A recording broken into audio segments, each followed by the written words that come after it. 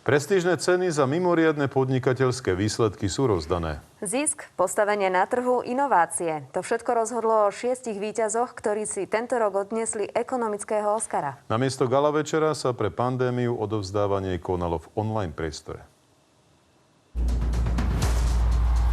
Ideme na to. Tomáš, dobrý, pozdravujem vás. No, ja som tu. Relko, ruší se klasický mejdan, jak ho znáš z minulých let. Čo? Nechápem. Místo toho natočíme online videa. Zvládneš to? Manažérske zručnosti, efektívnosť biznisu aj bankové produkty.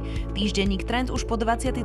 krát ocenil najšikovnejších podnikateľov a manažérov. Firmou roka 2020 sa stala spoločnosť z Kráľovej pri Senci, ktorá sa už 30 rokov venuje pestovaniu, skladovaniu a baleniu čerstvej zeleniny. Ja naozaj úprimne ďakujem všetkým mojim zamestnancom, vďaka ktorým sa nám podaril taký vynikajúci výsledok a samozrejme nesmiem zabudnúť ani na slovenských spotrebiteľov, ktorí kupujú slovenskú zeleninu, vďaka ktorej teda naozaj my máme čo robiť.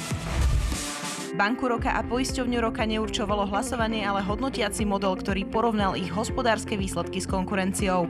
Najlepšie obstáli Tatra banka a ČSOB poisťovňa.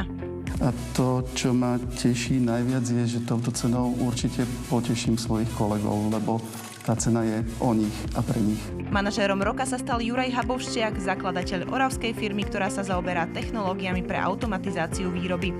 Pred viac ako 25 rokmi zakladal v malej oravskej obci Krivá svoju spoločnosť. Dnes zamestnáva takmer 500 ľudí. My sme firma nie o jednom manažérovi, ale o 500 manažérov. Každý sa manažuje sám, my sme taká neriadená strela.